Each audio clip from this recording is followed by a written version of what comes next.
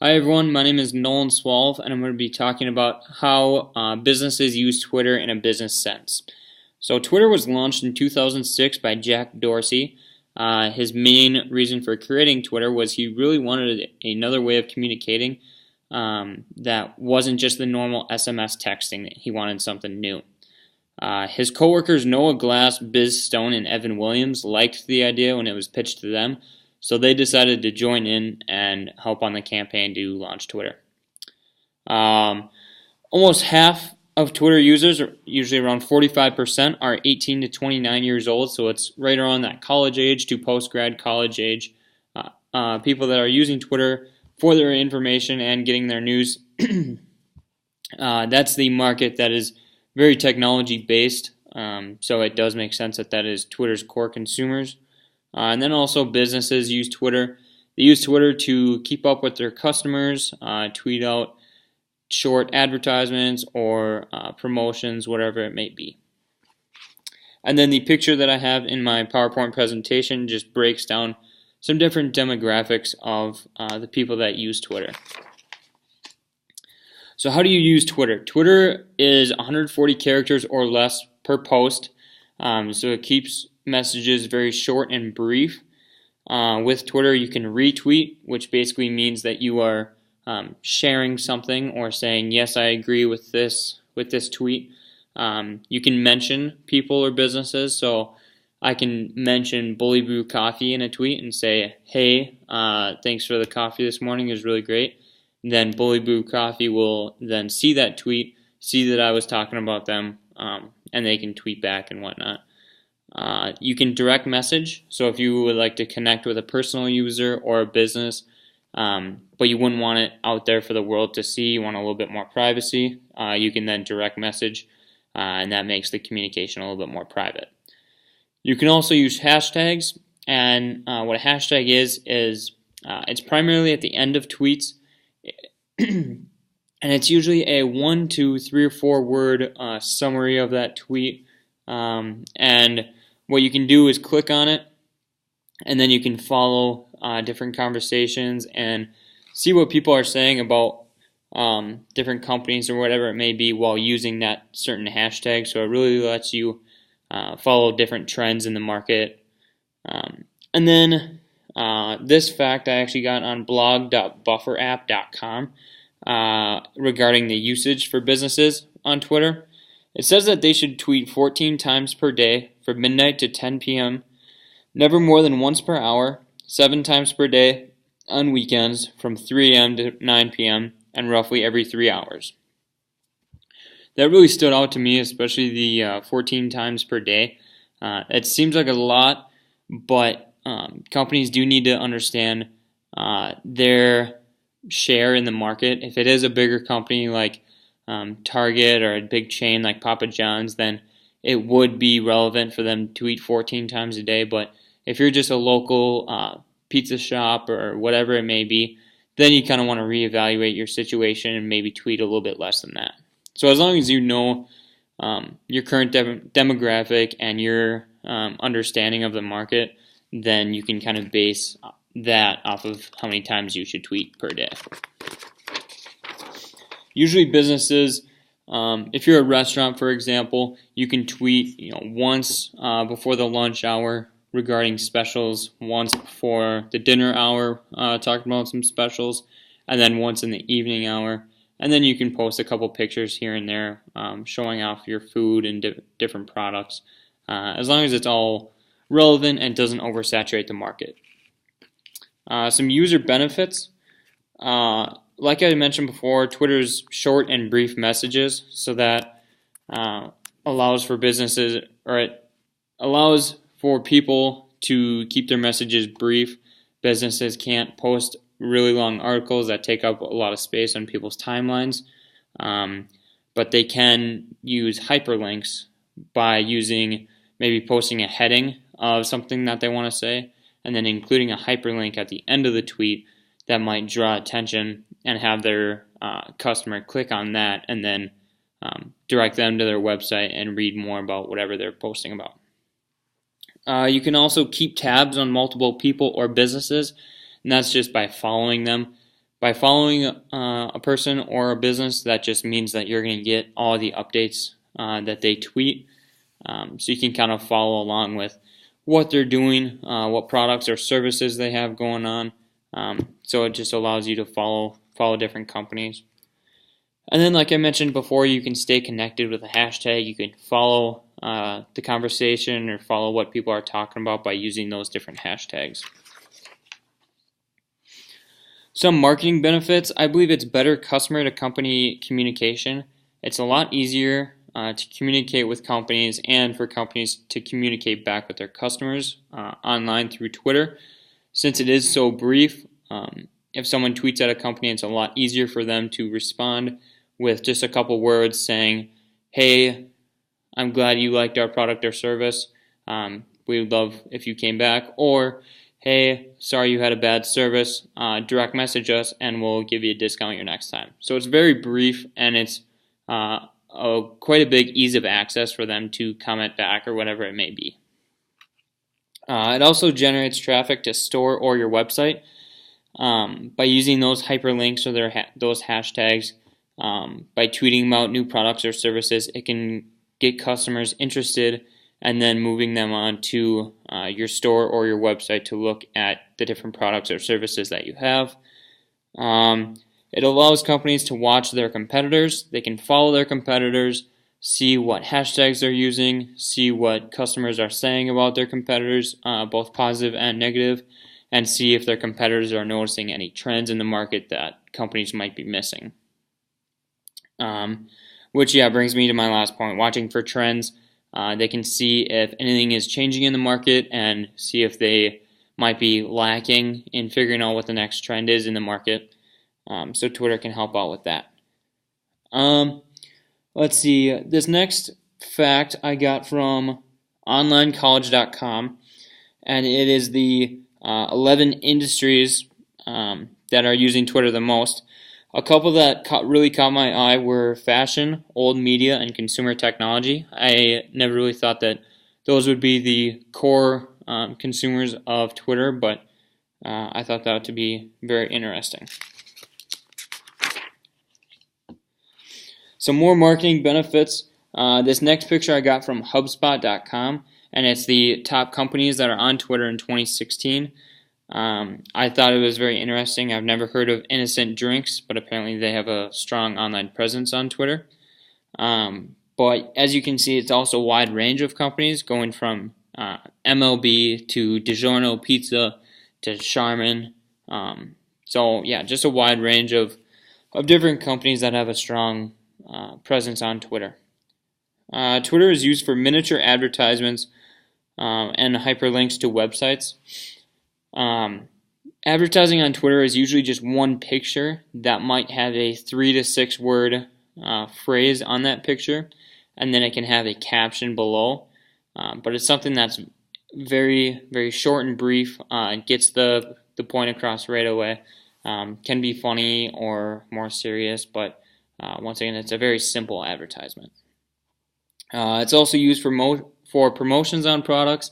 As you'll see a little bit later in my presentation, a lot of businesses like to use their Twitter page and other social media platforms for promoting their products or just promoting their business. I think the restaurant industry could benefit greatly from using Twitter. Like I mentioned previously, they could tweet pictures of just the products that they have or services that they have, different specials going on throughout the week. I think it would be very easy for restaurants to understand the amount of times that they need to post on Twitter. So I just think that they would benefit very greatly from using that. But once again, they need to understand their share in the market and figure out how many times a day would be appropriate for them to share. Companies outside the target market would not find it very useful to use Twitter. This would be mainly probably from 45 years old and older. They really wouldn't get much use out of using Twitter. Even if these adults have Twitter, they're not as technologically inclined as 18 to 29-year-olds are. So I just feel like it would be a little bit of a waste of time for companies to use or to try and attract customers via Twitter when a lot of their core consumers aren't even on Twitter. Some examples of good Twitter use. My first example would be the Loft Bar here in downtown Grand Forks. I think they do a great job of interacting with their customers. They do, as you can see with the first tweet, they have a tweet about their bus that they have going to the different concerts in town. So it's very informational. And then the bottom tweet is what they do, Free Drink Friday. It happens every Friday. You can follow it along with that hashtag. And customers need to retweet a certain tweet and make sure that they're following the Loft in order to win. And it's just a random raffle that you can win. I believe they win like a $10 gift card. Something very simple and easy, but also gets people to their Twitter page and also expands their reach, because when people are retweeting that certain tweet, that then gets shared to all of their followers. More people retweet it, gets shared to their followers, and it creates a sort of snowball effect. My next example would be Nodak Nation. As you can see from the top tweet, they retweet a lot of North Dakota athletics pages to show and share information from whether it's the hockey team, volleyball team, whatever it might be. And then they also post relevant content themselves, as you can see from the bottom tweet. It's just a picture saying what promotion they have, at what sport, where, what time. A lot of information. It's very simple but very well used. And then my last example of good Twitter use would be the UND Police Department. With having a Twitter page with a police department can be very difficult. Police are supposed to be known as very strict, but this shows that they are outgoing, fun-loving. They will tweet us any question you want, and they'll respond. If it's kind of a shaky question, they'll respond with a funny response.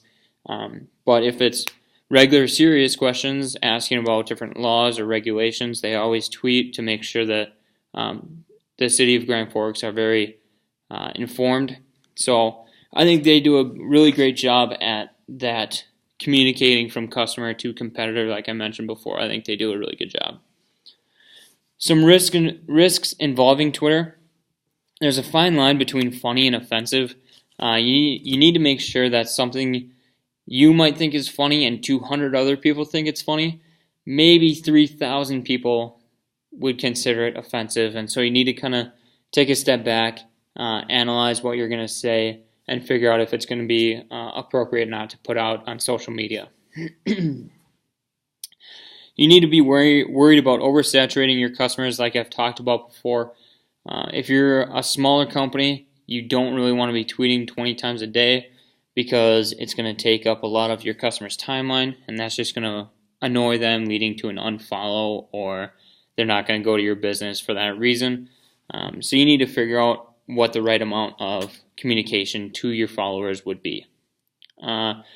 Employee privacy violation. What I mean by that is a lot of companies have private information that their employees cannot share with the public, especially the person that has access to all the social media.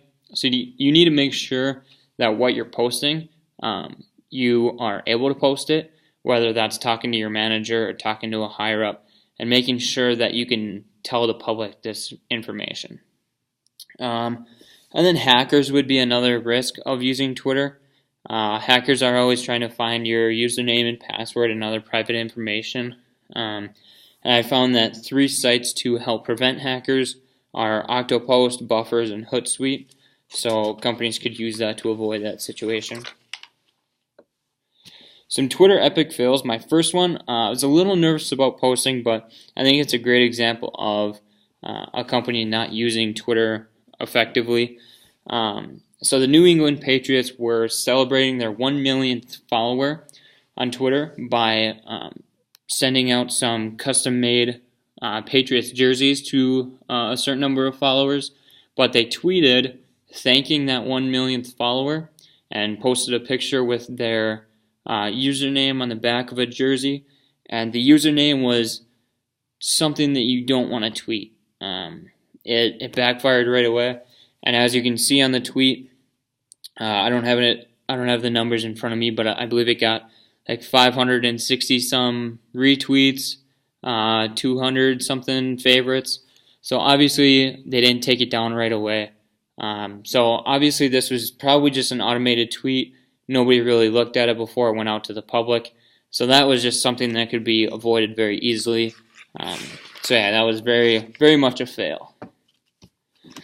My second fail that I found was the NYPD tweeted a hashtag, tweet us a picture with hashtag MyNYPD, and that was basically to enrich community involvement, have different members of the community tweet out pictures of their police department. But then a lot of people were tweeting out pictures that showed the NYPD in a negative light and police officers in general in a negative light. So that's probably just a campaign that they should not have done. Maybe they should have done a different kind of campaign, but you kind of need to realize what's going on in your market and if a certain campaign or tweet is right for you or not. My last epic fail that I have would be from McDonald's. McDonald's wanted customers to tweet out their hashtag Mickey D stories, and I don't know about anyone else, but I've never really had a great story to tell at a McDonald's. I've sometimes had great service, but I've never really had a big story that I want to tweet about. So I didn't think this was a great campaign. A lot of people started tweeting Mickey D stories. I found toenails in my sandwich, or I got food poisoning after eating. So just an overall bad campaign. Maybe next time have them tweet out your favorite McDonald's product, but a Mickey D stories, I don't see that being a very good fit with McDonald's and its customers. As far as data analysis, businesses can use Twitter analytics to define their buyer personas by looking at what your followers are retweeting, favoriting, different accounts that they're following. You can understand more about what their likes and dislikes are, and you can just learn more about your customers.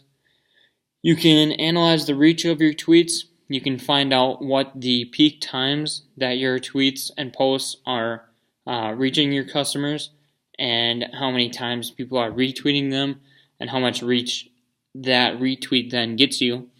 So that's very helpful, and it's all free through Twitter Analytics.